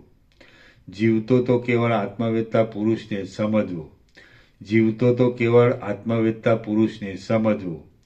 જેમ મહામેઘ ફેલાતા ચારે બાજુથી પ્રકાશની શોભા દૂર જતી રહે છે, તેમ ચિત્તની ચંચળતા વધી જતા આત્મવેત્તાપણું દૂર જતું રહે છે. પ્રાપ્ત થયેલા વિષયોના ભોગોના તિરસ્કારથી અને નહીં પ્રાપ્ત થયેલા વિષયોની તૃષ્ણાઓના ત્યાગથી સમજુ પુરુષે મનને ધીરે ધીરે કાળે કરીને સુકાઈ ગયેલા પાંદડાના જેવું દુર્બળ કરી નાખવું. ફરીથી પ્રાપ્ત થયેલા વિષયોના ભોગોના તિરસ્કારથી અને નહીં પ્રાપ્ત થયેલા વિષયોની તૃષ્ણાઓના ત્યાગથી સમજુ પુરુષે મનને ધીરે ધીરે કાળે કરીને સુકાઈ ગયેલા પાંદડાના જેવું દુર્બળ કરી નાખવું. ઇન્દ્રિય તથા દેહ આદિ અનાત્મ પદાર્થોમાં હું છું એવી ભાવના રાખવાથી, દેહના પોષણની અત્યંત ઈચ્છા રાખવાથી અને પુત્રોમાં, સ્ત્રીઓમાં તથા કુટુંબોમાં મમતા રાખવાથી ચિત્તની ચંચળતા વધી જાય છે. ફરીથી ઇન્દ્રિય તથા દેહ આદિ અનાત્મ પદાર્થોમાં હું છું એવી ભાવના રાખવાથી, દેહના પોષણની અત્યંત ઈચ્છા રાખવાથી અને પુત્રોમાં, સ્ત્રીઓમાં તથા કુટુંબોમાં મમતા રાખવાથી ચિત્તની ચંચળતા વધી જાય છે. અહંકાર વધવાથી, સ્ત્રી, પુત્ર તથા ધન આદિ પદાર્થોમાં આસક્તિરૂપ મેલ રાખવાથી અને જે શરીર છે તે જ હું છું એવી ભાવના રાખવાથી ચિત્તની ચંચળતા વધી જાય છે. દેહમાં અહંભાવ કે જે જરા તથા મરણ આદિ અનેક દુઃખોને દેનાર છે, જે નકામો જ વધ્યા કરે છે અને કામ, ક્રોધ આદિ દોષોરૂપી સર્પોના કરણિયારૂપ છે, તેથી ચિત્તની ચંચળતા વધી જાય છે. તે સંસાર, ચિંતા અને રોગને વધારનારો હોવાથી સ્થિર અને મનોહર છે એમ વિશ્વાસ થતા તેમજ અમુકથી લાભ છે અને અમુકથી હાનિ છે એવો વિશ્વાસ થતા ચિત્તની ચંચળતા વધી જાય છે. સ્નેહ, ધનનો લોભ અને મણીઓનો તથા સ્ત્રીઓનો આદિનો લોભ કે જેઓ ઉપર ટપકે જોતા રમણીય લાગે છે પણ પરિણામે દુઃખદાયી છે, તેથી ચિત્તની ચંચળતા વધી જાય છે. ચિત્તરૂપી સર્પ દુષ્ટ આશારૂપી દૂધ પીને ભોગોરૂપી પવનના બળથી આશાની સગવડરૂપી સાંત્વના મળવાથી અને વિષયરૂપી ઉંદરોનો ચારો મળવાથી વધારે ચંચળ બની જાય છે. ચિત્તરૂપી સર્પ જવા આવવાના સ્વભાવવાળા અને તૃષ્ણારૂપી ઝેરથી દાહ તથા મૂર્છા આદિ કષ્ટોને આપનારા ભોગોના સેવનરૂપી પોતાના ભયંકર શરીરથી વધારે ચંચળ બની જાય છે. હે રામ, ચિત્તરૂપી ઝેરી ઝાડ પર્વત જેવડું મોટું છે. તે શરીરરૂપી ઊંડા ખાડામાં લાંબા કાળથી ઉગીને જામેલું છે. તે ચિંતાઓના સમૂહોરૂપ ઊંચી ઊંચી મંજરીઓવાળું છે. તે જરા, મરણ તથા વ્યાધિઓરૂપી ફળોના સમૂહોથી નમી રહેલું છે. તે વિષયોના ઉપભોગોરૂપી અનેક ખીલેલા ફૂલોવાળું છે. તે આશાઓરૂપી મોટી મોટી શાખાઓવાળું છે અને કલ્પનારૂપી પાંદડાઓવાળું છે. તેને યત્ન કરી વિચારરૂપી દ્રઢ કરવત વડે કાપી નાખો. હે ક્ષત્રિયોમાં સિંહ તુલ્ય રામ, શરીરરૂપી દુષ્ટ વનમાં રહેલો ચિત્તરૂપી ઉગ્ર હાથી કે જે સંસારરૂપી પહાડના બહારના વિષયરૂપી એક શિખર ઉપર બેસનારો છે, એ પહાડની અંદરના સંકલ્પરૂપી ગુફામાં બેસીને આરામ લઈ શકાતો નથી. સમદમ આદિ કમળવનોને કચરી નાખવા માટે તાકી રહ્યો છે. તે અત્યંત પ્રચંડ છે, સુખ દુઃખોરૂપી બે ગંડસ્થળવાળો છે, વિકારોરૂપી લાંબા લાંબા દાંતોવાળો છે, ધૈર્ય આદિ માટીના પિંડાઓને ઉખેડીને ફેંકી નાખવારૂપી ખોતરવાની ક્રિયા કર્યા કરે છે, અને જેના શાસ્ત્ર તથા અનુમાનરૂપી બે નેત્રો અવિવેકરૂપી મદથી ચકચૂર થઈ ગયા છે, તેને વિચાર શક્તિરૂપી નખોની અણીઓથી અત્યંત ક્ષીણ પંક્તિથી ચોળી નાખો. હે રામ, આ પોતાના ચિત્તરૂપી કાગડો કે જે સ્ત્રીઓના ગુપ્ત ભાગો આદિ સ્મશાનોમાં સર્વદા આસક્ત રહેનારો છે, શરીરનું માંસ ખાઈ ખાઈને જાડો થયેલો છે, દુષ્ટ ક્રિયારૂપી લાંબી તથા કઠોર ચાંચવાળો છે, સ્વાર્થરૂપી એક જ આંખવાળો છે, પ્રબળ થયેલા અંધારા જેવો મલિન છે, બોજારૂપ છે, બુંડા કામ કરનારો છે, કઠોર શબ્દો કાઢનારો છે અને લાલચોરૂપી વિષ્ઠાઓની ગંધ આવતા જ તેઓની ઉપર ઝડપ મારનારો છે, તેને શરીરરૂપી માળામાંથી દૂર કાઢી મૂકો કે જેથી સઘળા દોષોની શાંતિ થાય.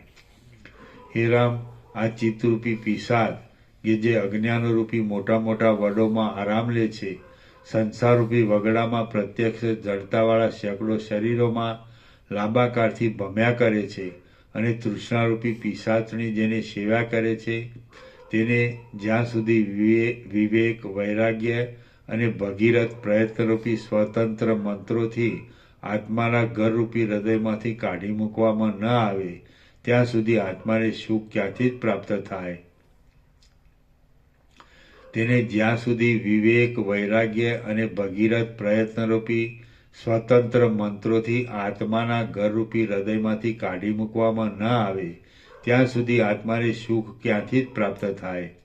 હે રામ, આ ચિત્તરૂપી મોટો સર્પ કે જે શુભ તથા અશુભ વૃત્તિઓ રૂપી બે દાઢોવાળો છે, મનુષ્યોના સમૂહોને મારી નાખનારો છે, ચિંતારૂપી ઝેરવાળો છે, કાયારૂપી દુષ્ટ કાંચરીવાળો છે, નિરંતર પ્રાણીરૂપી સ્વચ્છ પવનનું ભક્ષણ કર્યા કરે છે, અનેક પ્રકારના ભયોને તથા મરણને આપનાર છે અને હૃદયરૂપી ખરાબ શિમળાના ઝાડની બખોલમાં રહેનાર છે, તેને આત્મારૂપી ગરુડના મંત્રોની અમોઘ શક્તિથી શાંત કરી નાખી સઘળા ભયને અત્યંત ત્યજી દઈને સંસારથી રહિત થાઓ. હે રામ, આ ચિત્તરૂપી ગીત પક્ષી કે જે અમંગળ આકારવાળો છે, શરીરરૂપી શબોના સમૂહનું નિરંતર સેવન કરનાર છે, દિશાઓમાં ભમી ભમીને રાત્રે થાકી જાય છે, તૃષ્ણાઓરૂપી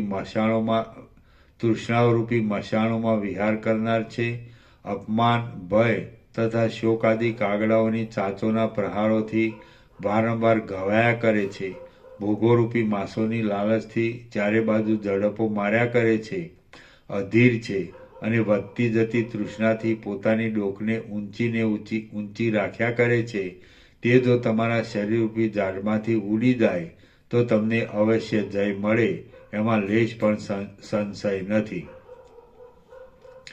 હે રામ, આ મંદરૂપી મોટો વાંદરો કે જે આંખ તથા નાકરૂપી પુષ્પોવાળા, ભુજાઓરૂપી શાખાઓવાળા અને ચપળ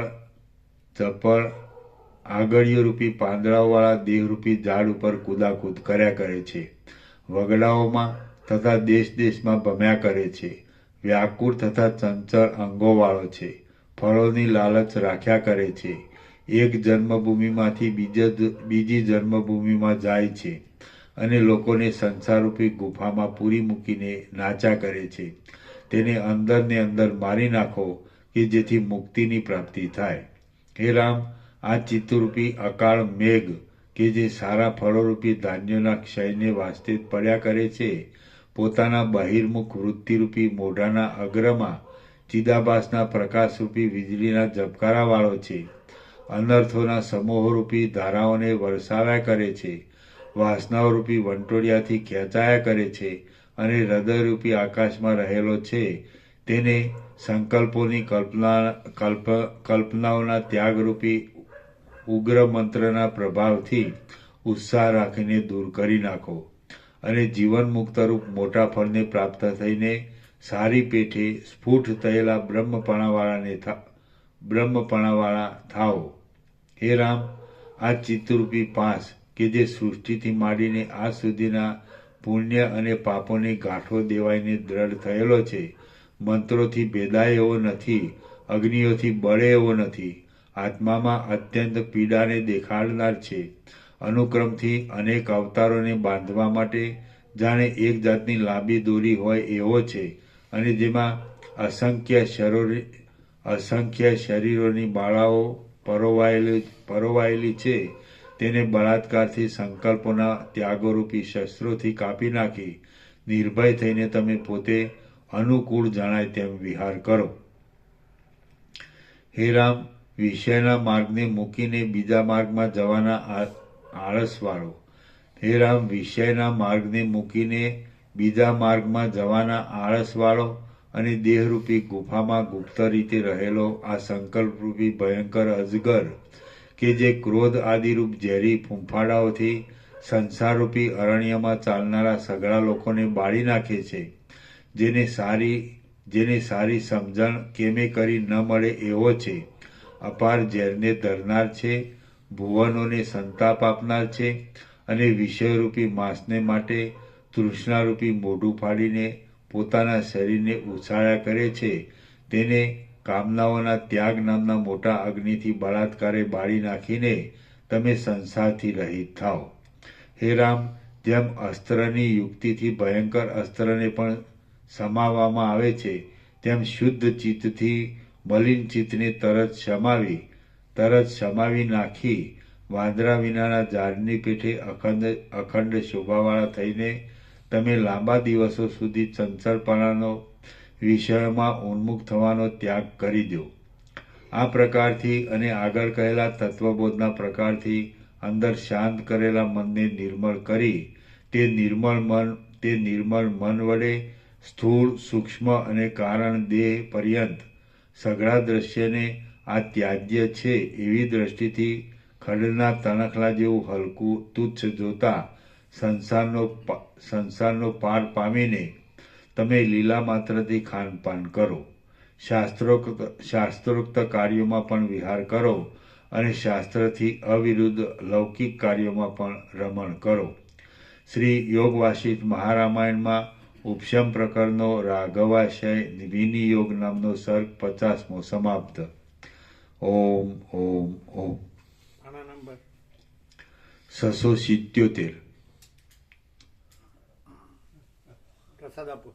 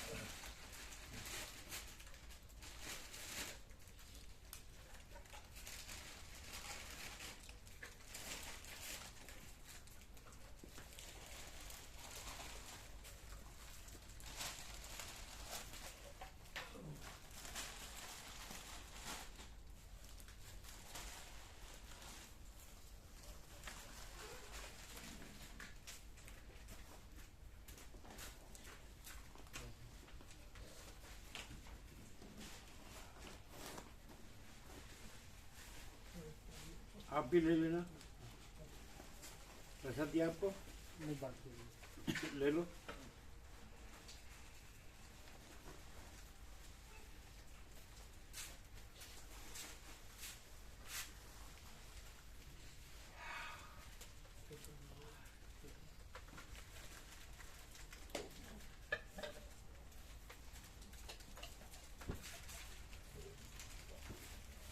मैं आप दूँ. मैं बिस्किट बाकी.